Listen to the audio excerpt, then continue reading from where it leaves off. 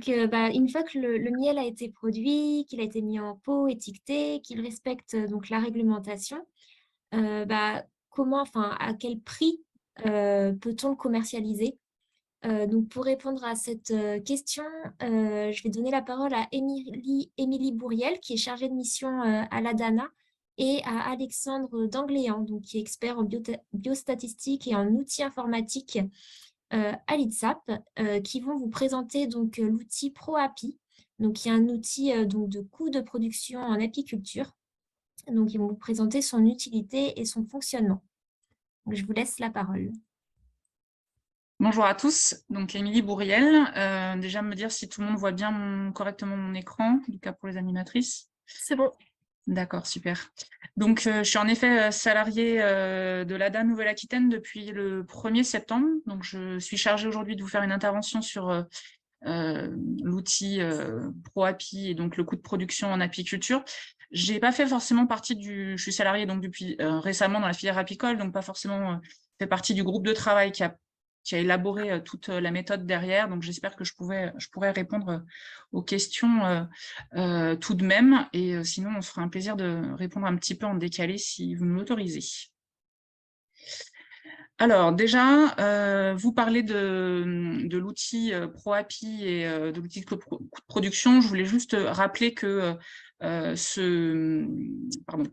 cet outil et cette méthode d'élaboration des coûts de production en apiculture, elle a été faite dans le cadre d'un projet qu'on appelle ARPIDA, d'un appel à projet ARPIDA, donc l'animation régionale des partenariats pour l'innovation et le développement agricole, avec un ensemble de partenaires, avec en chef de file notamment les chambres d'agriculture Nouvelle-Aquitaine, des chambres départementales qui se sont beaucoup investies, l'ADA Nouvelle-Aquitaine, l'ITSAP, le CFPPA de Venours, et donc financé dans le cadre de fonds CASDAR.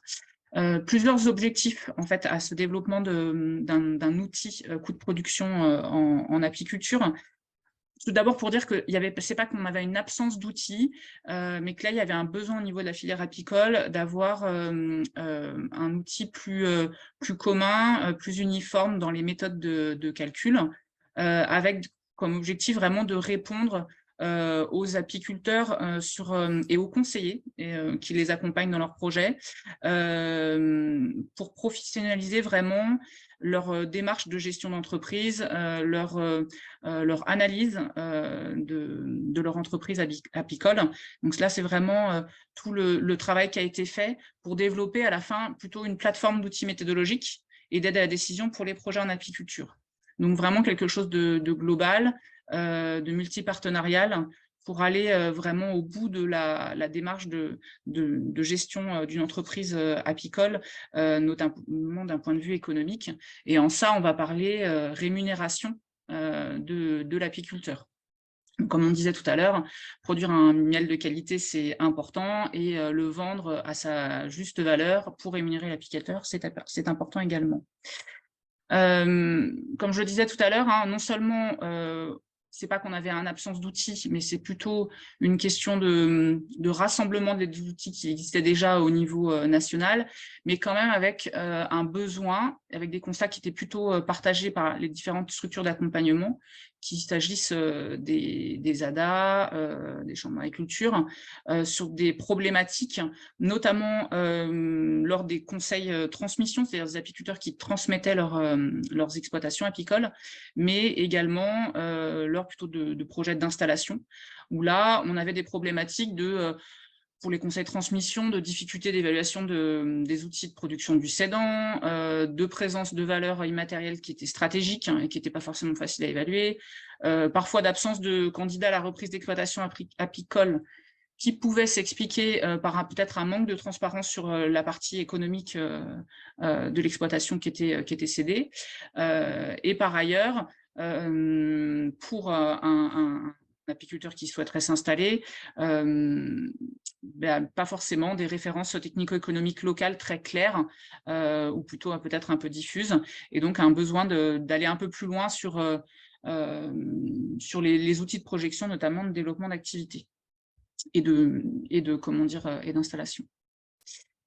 Alors, Avant de parler de comment est-ce que comment est-ce qu'on calcule ce coût de production, je pense que c'est important de parler déjà de pourquoi est-ce qu'on choisit de le calculer.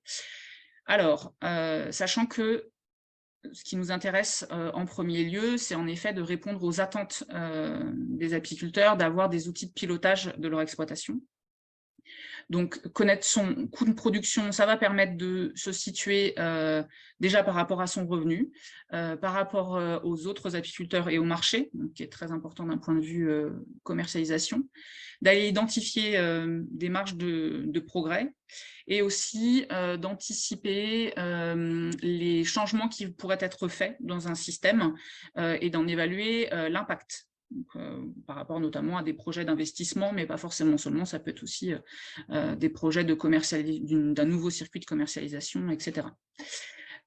Alors, c'est aussi, comme on l'a dit tout à l'heure, d'un point de vue plus professionnel pour la filière apicole, d'avoir des outils méthodologiques qui nous permettent d'aller un peu plus loin sur l'analyse notamment de la demande, du marché et la place que vont avoir par exemple de nouveaux producteurs sur ce marché. C'est important quand même de pouvoir aussi guider les futurs installés de ce point de vue-là et les apiculteurs en place.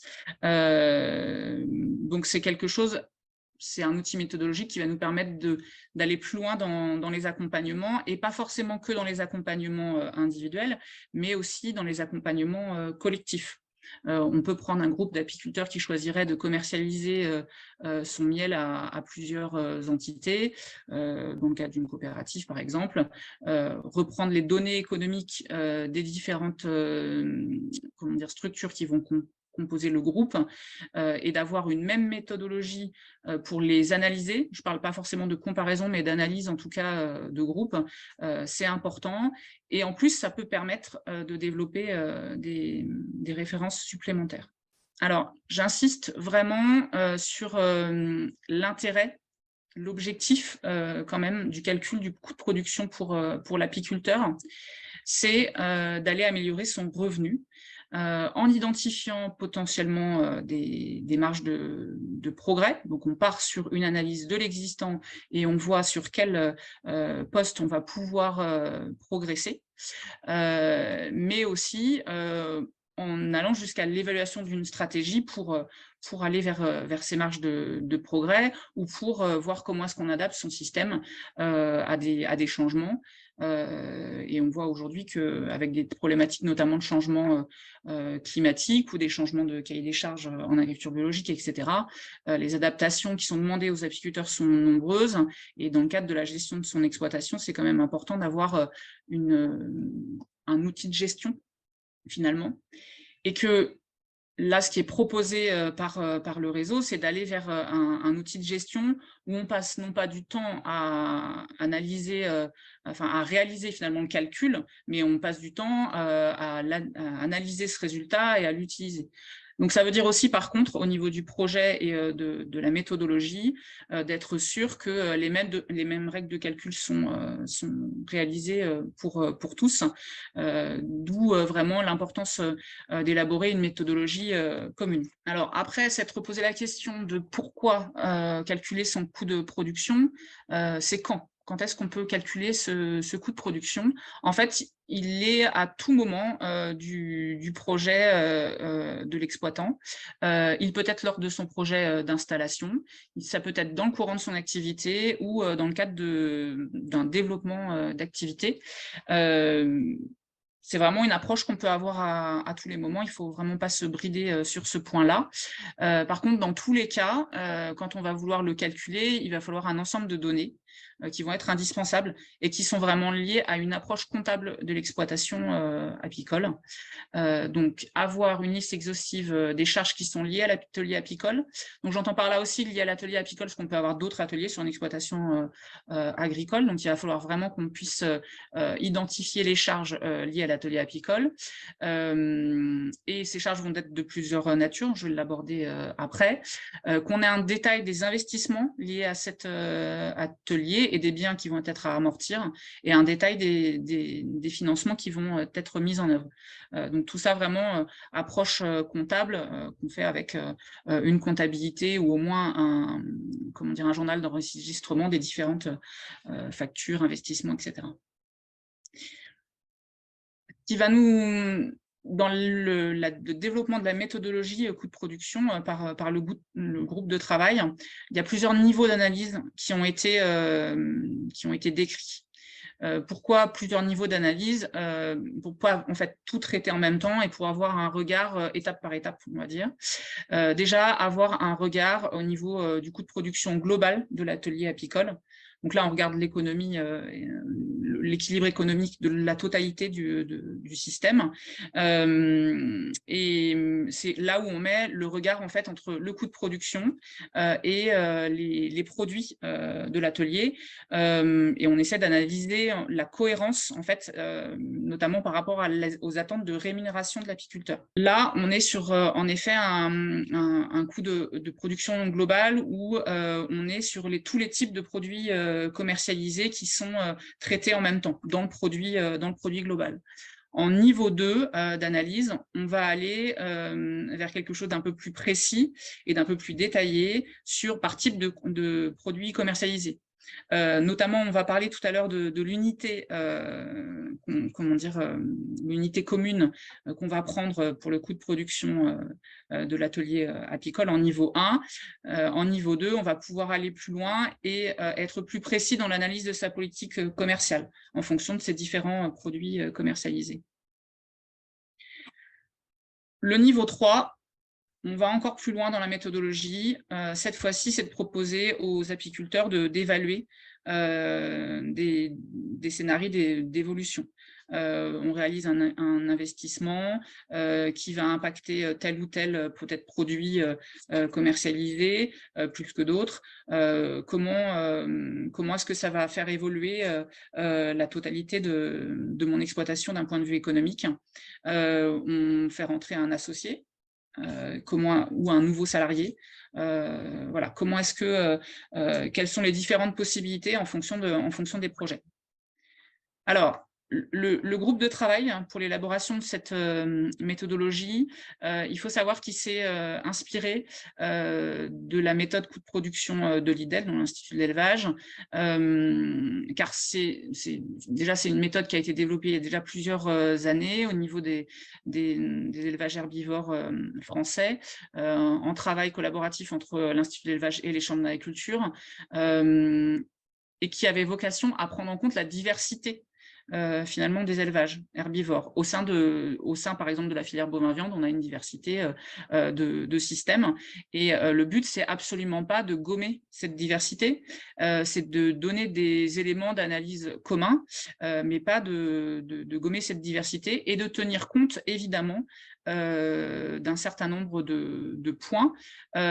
C'est à la fois tenir compte, évidemment, de la rémunération de l'agriculteur et donc là, spécifiquement de l'apiculteur, de tenir compte de la rémunération du capital qu'il a pu déjà mettre en œuvre pour son atelier, et puis de façon plus globale, de tenir compte aussi des données du réseau qui existe déjà pour élaborer cette méthodologie.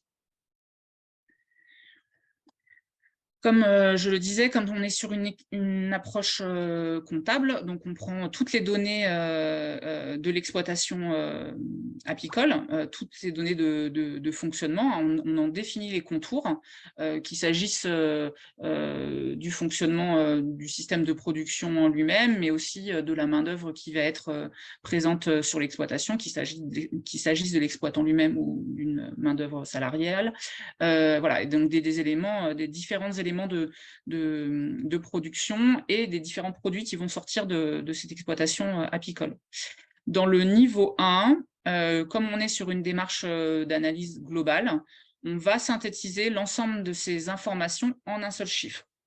On va ramener tout au kilo de miel vendu. Alors, pourquoi ?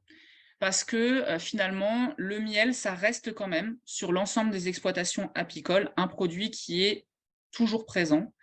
Évidemment, on peut avoir la production de gelée royale, de pollen, de produits transformés, mais le miel reste quand même le produit qui va permettre de se sentir concerné, que tous les systèmes apicoles se sentent concernés par la méthodologie. Alors, pour aller un peu plus loin cette fois-ci dans vraiment l'élaboration de ce coût de production, et avant notamment de parler et de laisser la main à Alexandre sur la partie développement d'application, je vais décortiquer avec vous ce qu'on appelle vraiment le coût de production apicole en niveau 1, donc ramené au kilo de miel vendu. Tout d'abord, on s'intéresse dans ces données aux charges dites courantes, donc des frais de commercialisation, tous les frais liés à l'élevage, aux frais de transformation, des travaux qui pourraient être effectués par des tiers, des analyses, etc. Sans oublier d'ailleurs la variation des stocks de l'ensemble des frais prévus ici. On prend en compte les amortissements. Donc là, c'est vraiment tout la partie matérielle et son usure qui vont être pris en compte. Donc, que ce soit le matériel destiné vraiment à l'apiculture, des véhicules, des bâtiments. Mais on prend également en compte l'ensemble des charges supplétives. Alors cette fois-ci, c'est vraiment les charges qui vont permettre de rémunérer les facteurs de production mis à disposition par l'exploitant. Donc c'est potentiellement du capital, des investissements qui ont été réalisés, qu'on rémunère au taux du livret A. Alors ça, c'est, là on est vraiment calqué sur un peu la méthode de l'IDEL qui le prend en compte dans chacun des calculs de coûts de production pour les exploitants agricoles. On a une mise à disposition on a un facteur de production qui est mis à disposition par l'exploitant, on le rémunère, y compris la partie capitale, et évidemment, on verra en dernier lieu la rémunération de la main-d'œuvre, parce que ce qui nous intéresse aussi, c'est de savoir ce qu'il y a en regard de l'ensemble de ces charges, c'est-à-dire tous les produits issus de l'apiculture. Donc là, on peut avoir miel, gelée royale, produits d'élevage, on prend en compte tous les produits liés à la production apicole, mais on prend aussi en compte l'ensemble des autres produits pour avoir un produit total qui peuvent être des aides, alors les aides annuelles. Tout ça, on est sur un système comptable, donc relié à une année comptable. On prend notamment, par exemple, les aides France Agrimaire, MAEC, etc. en compte, et d'éventuels produits financiers.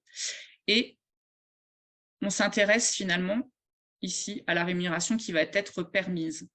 Donc, on a l'ensemble des charges courantes, les amortissements, une partie des charges supplétives qu'on met en regard du produit. Et on va voir ici, quand on a égalité, la rémunération qui va être permise pour l'exploitant.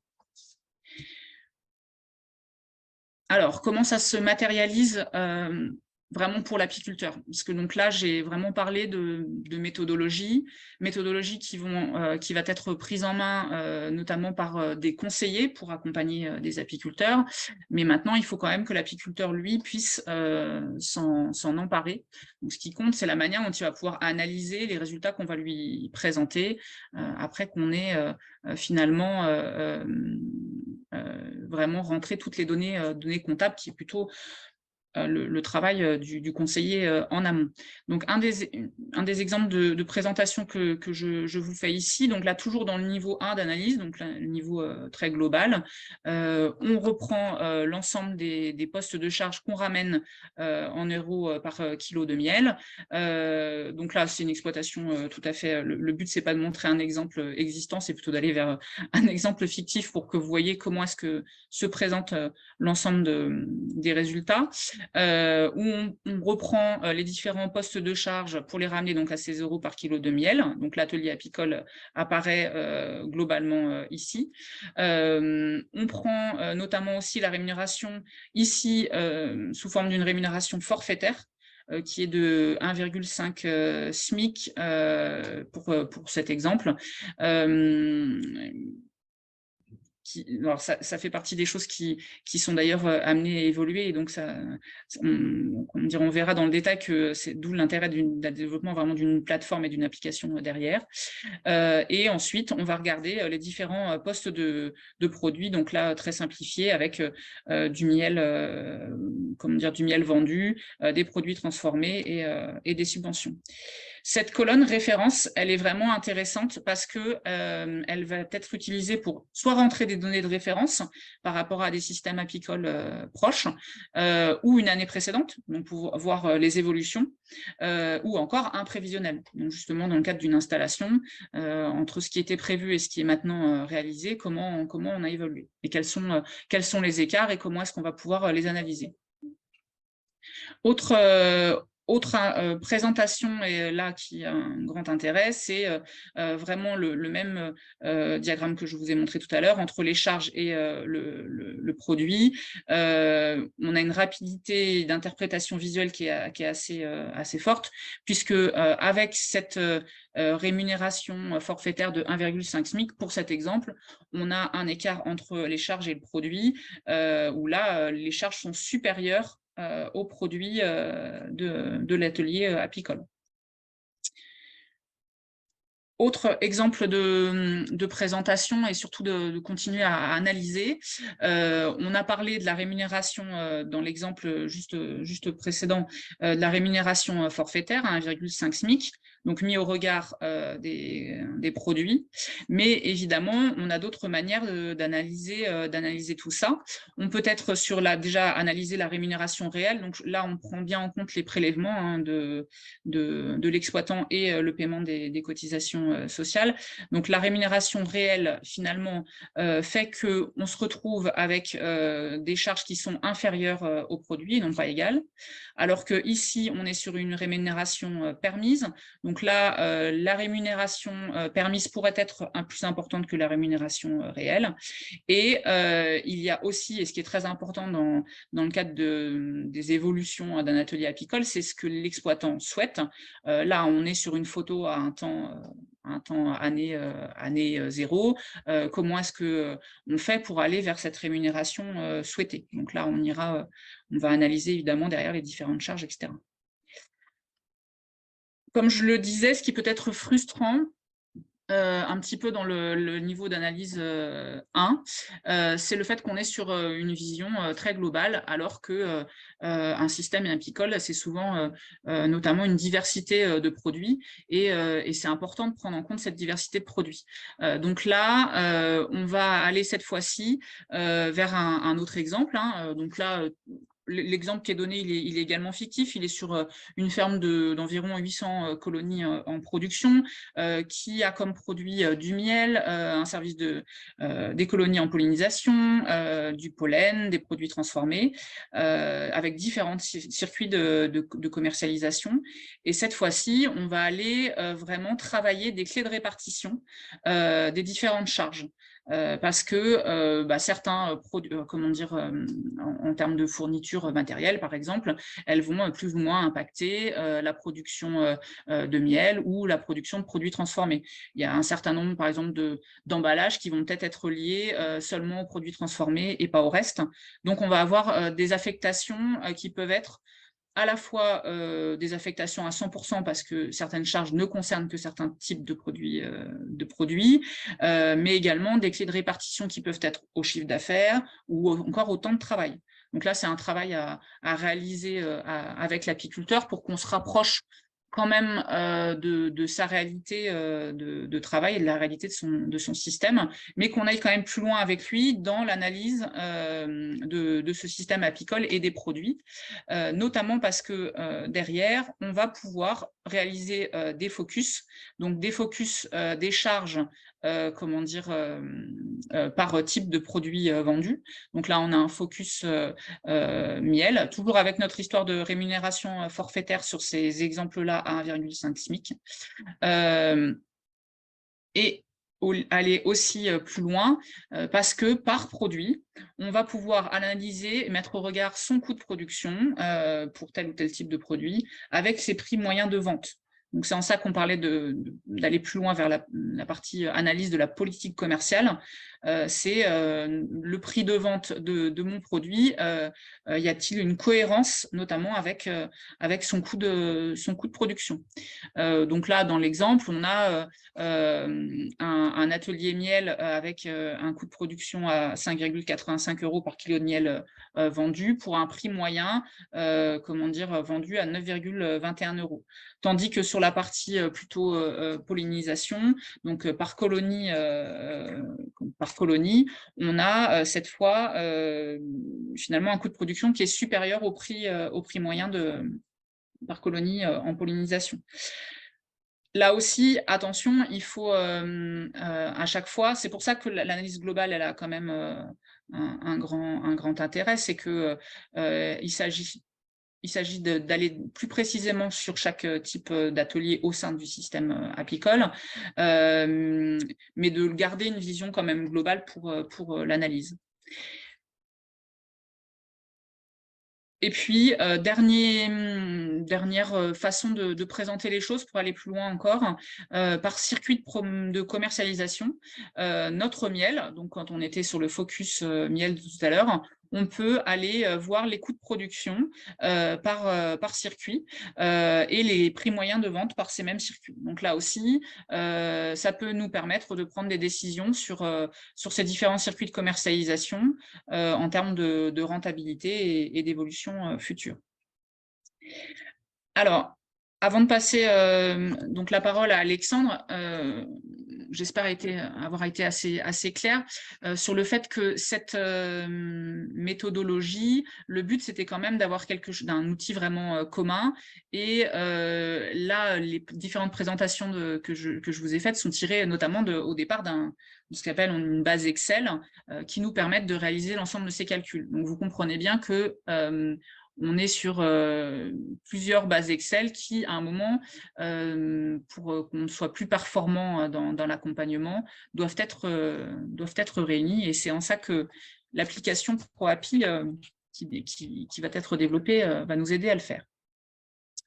Donc, merci pour la transition, Émilie. Donc, effectivement, moi, je vais vous parler de l'application ProAPI en elle-même qui fait suite à ces tableaux Excel. Donc, les objectifs, je vais d'abord rappeler les objectifs. Si tu peux, Émilie, avancer. Oui, pardon. Merci. Donc, les objectifs qu'on s'est fixés, c'est de disposer finalement d'un outil commun qui soit facile à maintenir. Tout à l'heure, Émilie, vous parlez par exemple d'une référence de rémunération forfaitaire avec 1,5 SMIC. Si on veut changer cette référence et passer par exemple à 2 SMIC en travaillant avec des classeurs Excel, il faut mettre à jour tout le monde et ce n'est pas forcément facile d'être sûr que tout le monde utilise bien la dernière version en place. Donc, c'est ça le but finalement d'avoir une application qui se centralise, puisqu'elle est facile à maintenir, à faire évoluer et à diffuser. Donc, l'objectif, bien sûr, principal, c'est de permettre la saisie de toutes les données nécessaires pour réaliser le calcul du coût de production et réaliser tous ces calculs sans qu'on ait à se prendre la tête là-dessus pour garder notre temps pour faire vraiment la partie de réflexion sur l'exploitation. L'intérêt aussi est de centraliser les données et sur cette centralisation, finalement, on peut se dire qu'on va avoir un nouveau référentiel qui va émerger. Donc, Émilie parlait tout à l'heure de pouvoir comparer une exploitation à un référentiel. Donc, nous avons des réseaux d'exploitation de référence, des choses comme ça.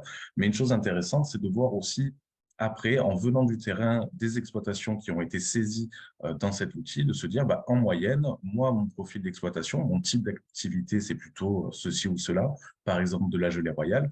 Est-ce qu'en moyenne, j'ai des charges plus importantes sur tel ou tel poste de dépense qu'un autre et de pouvoir ajuster en fonction. Donc, d'avoir encore un peu plus cette notion de pilotage grâce à la méthode de production. Et donc, le public qui est ciblé, hein, je pense que vous l'avez compris depuis le début de la présentation, c'est une méthode qui est quand même assez complexe, assez riche.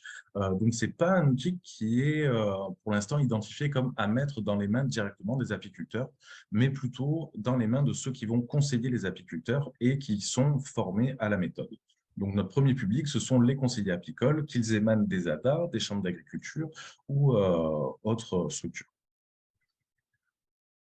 Donc, les étapes qu'on a identifiées pour notre travail, c'est tout d'abord de repartir du classeur Excel existant et de le transposer sous forme d'application web. Donc, reprendre toutes les saisies et toutes les sorties en termes d'indicateurs, de graphiques, etc. Et pour ça, il fallait construire une base de données adaptée. Donc, je vous ai mis sur... oui, et donc on travaille avec un développement pas à pas, hein, avec avec les personnes qui doivent avoir l'application dans les mains à terme. Donc, les rôles qu'on a identifiés, très rapidement, on a, comme très souvent dans les applications, des administrateurs qui peuvent créer d'autres utilisateurs, qui peuvent aussi ajouter ou faire varier des références. Donc là, je vous ai mis quelques types de références qu'on doit utiliser dans la méthode de production. Par nécessité, ils doivent voir les autres données pour pouvoir concilier les autres. On a ensuite un rôle qui est un peu plus en dessous, on va dire, en termes de niveau de droit, qui sont les ADA. Eux peuvent aussi accompagner les apiculteurs, mais ils ont un rôle un peu supérieur d'animation du territoire, donc de pouvoir voir les données de leur région. Alors, je marque ça comme ça, mais bien sûr, toutes les précautions sont prises en termes de RGPD et d'anonymisation quand c'est nécessaire, et tout sera clarifié dans les conditions générales d'utilisation de l'application. Donc, on a aussi les conseillers et les apiculteurs. Donc, à terme, à l'heure actuelle, comme je vous l'ai dit, on n'est pas dans l'idée de le mettre dans la main de manière autonome des apiculteurs, puisqu'on considère qu'il est nécessaire d'avoir un accompagnement. En revanche, lors d'un entretien, tout un tas de rendus sont produits et aussi, ça peut être intéressant que les apiculteurs puissent revenir pour revoir les productions qui ont été faites à ce titre-là. Je parle notamment des graphiques de rémunération que vous a présenté Émilie. Passer à la suivante, s'il te plaît. Alors ça, très très rapidement, c'est un modèle conceptuel de données. C'est pour montrer la richesse de toutes les informations qui sont saisies dans le cadre de la méthode et ce pourquoi je pense que c'est quand même mieux d'être accompagné. Et donc, pour ceux qui ne connaissent pas les bases de données, ça représente tous les liens entre les informations. Chacune des tables est finalement un gros tableau Excel. Étant donné l'avancement de l'heure, on va passer directement à la diapo suivante. Donc là, c'est typiquement un écran de saisie dans lequel on peut avoir sur une exploitation existante la possibilité de saisir du matériel. Donc ça correspond à la case investissement dont vous a parlé Émilie tout à l'heure. Et là, vous allez avoir donc toute une liste de matériel à saisir sur l'exploitation avec les années d'achat, avec les montants et derrière un amortissement qui va du coup être pris en compte dans le calcul de votre coût de production. Bon, je ne vais pas faire un tour exhaustif de ces écrans, je vais juste en passer deux, trois. Là, vous avez tout un détail des charges avec la possibilité de faire des calculs dans les cellules. Donc, j'étais content de coder ça, donc j'ai mis. De rajouter des commentaires et cet écran s'étale sur finalement pas mal de charges. Tout ça pour aboutir à quoi? À des pages de rendu comme celle-ci qui vont reprendre et résumer. Donc, ça ressemble à ce qu'a montré Émilie. C'est normal, on parle de la même chose. Avec à gauche un graphique qui réunit finalement en bleu les grandes catégories de charges ici. Et en jaune, les petites barres en jaune sont sur chaque poste un peu plus détaillées à un niveau un peu plus fin. Et à droite, on a un tableau qui fait cet écho. Donc ça, ce sont nos supports qui nous permettent de faire ensuite les rendus qui sont un peu plus fins avec les indicateurs. Si tu peux passer. Voilà, comme le graphique sur les rémunérations permises. Alors, je me rends compte que ça ne rend pas forcément très bien sur le diapo, mais c'est beaucoup plus joli quand on est sur l'application. Donc là, en haut à droite, je disais le graphique sur les rémunérations avec les différents types. Donc, ce qui est ce qu'on a appelé tout à l'heure rémunération forfaitaire, la rémunération qui est permise d'après la production de l'exploitation et, on va dire, la loi. La rémunération réelle, ce que l'apiculteur souhaite, etc. En bas à droite, nous avons un tableau sur la main-d'œuvre apicole et plusieurs petits tableaux, alors tout ne rentrait pas dans la capture d'écran, mais d'indicateurs qui ont été déterminés dans le cadre de la construction de la méthode de coproduction. Et du coup, à gauche, on a le résumé de tout. Et enfin, la dernière chose que je voulais vous montrer, c'était cette partie de l'application qui permet au conseiller d'émettre un compte-rendu qui va pouvoir personnaliser via des commentaires à introduire au niveau des produits, des charges et au niveau de la conclusion du rapport. Et ça, c'est quelque chose qui peut ensuite télécharger, imprimer ou vous envoyer par mail. Et c'est un peu votre livrable de sortie d'entretien. Alors, pour l'instant, on est encore en train d'affiner le contenu, mais en tout cas, la fonctionnalité fonctionne, ce qui est déjà pas mal. Voilà, pour terminer sur l'état d'avancement, on a fini de transposer finalement le niveau 1 dont parlait Émilie tout à l'heure, donc ce qui permet de faire le descriptif de l'exploitation et de voir finalement son bon équilibre financier. Donc, on va voilà, mettre ça, continuer à le tester. En fait, cette phase de test, elle a déjà commencé depuis un petit temps. Et sur 2023, on va entamer très logiquement le niveau suivant dans le but de se diriger aussi vers cet outil de simulation, de changement d'activité ou d'ajustement de l'activité. Et donc, on va chercher dès 2023 à intégrer des fonctionnalités de comparaison de l'exploitation aux références, donc que ce soit les CATIB, que ce soit les moyennes locales, voilà, en s'appuyant sur le réseau d'exploitation de référence, etc. Et on va aussi avoir un travail qui va être initié sur le suivi des coûts des matières premières nécessaires donc, à l'activité apicole. Donc voilà ce à quoi on va s'occuper sur ProApi en 2023. Peut-être juste pour un mot de conclusion, juste par rapport à ce que tu viens de dire à la fin, c'est que en effet, tout l'intérêt aussi du développement de cette méthodologie, c'est de pouvoir, enfin, c'est de permettre à l'apiculteur d'être plus solide, plus à l'aise aussi pour parler de sa rémunération, notamment dans le cadre, par exemple, de l'élaboration de contrats. Et donc là, on peut faire le parallèle avec la loi Egalim, de pouvoir défendre sa juste rémunération et de défendre également quels indicateurs de marché vont être importants dans leurs évolutions à considérer quand on veut renégocier un contrat et quels indicateurs doivent être pris en compte dans l'élaboration de ce contrat. C'est vraiment, là, la méthodologie, elle prend aussi toute sa... déjà, elle a ses objectifs qui sont là et elle est vraiment importante de ce point de vue-là quand on commence à parler avec notamment ses futurs clients.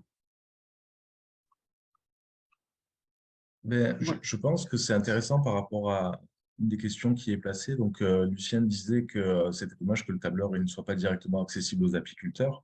J'ai l'impression que c'est pas quelque chose, enfin, moi, c'est comme ça que j'ai compris, que c'est pas quelque chose qui est complètement interdit.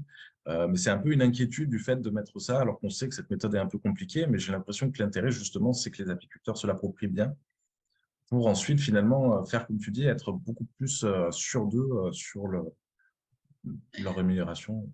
Je pense que c'est aussi parce que là, nous-mêmes, enfin, dans le cadre de que ça soit du groupe de travail ou même du réseau, c'est un besoin d'être sûr de la méthodologie avant de pouvoir complètement lâcher l'outil entre guillemets dans la nature. Donc de faire en sorte aussi que l'apiculteur il soit correctement accompagné pour analyser et qu'il se retrouve pas face parfois à des outils qui, même si on essaye de rendre l'application la plus la plus facile d'utilisation, etc. Voilà. C'est pas toujours facile pour chacun de bien comprendre les sorties de l'application et les sorties de la méthode tout court. Donc voilà, c'est aussi pour l'instant dans le cadre d'un développement d'outils qu'on n'est pas sur quelque chose voilà, de complètement libre. Non, juste, je vois pas toutes les questions. Ok. Moi, je crois que j'avais fini. Là, il n'y avait plus rien dans ma présentation. Juste. Merci de votre attention. Il y a une dernière question, c'est existe-t-il déjà des coûts de référence par taille d'exploitation, volume de miel produit? Alors, il y a quand même des, comme on disait, hein, on n'a pas, on part pas de rien en termes de référence sur des voilà, mais sur les coûts de production vraiment le travail il est encore complètement à faire de maintenant rentrer la totalité des coûts de production qui ont pu être faits au niveau national dans notre base de manière à aller vers ces coûts de référence en fait et puis avoir ensuite des typologies. Je pense aussi, alors Cécile en parlerait mieux que moi, mais on a tout un réseau d'exploitation de référence qui sont enquêtés. On a des cas types aussi qui ont été construits. On a des fiches qui ont été réalisées de ce côté-là. Est-ce qu'on n'a pas la réponse à cette question, ou en tout cas un élément de réponse à cette question dans ces productions-là? Je pense. Après, si c'est vraiment coût de production pur, avec cette méthodologie-là, pas forcément, mais là, en effet, au niveau on a quand même des cas types qui existent, donc avec des références à ce niveau-là.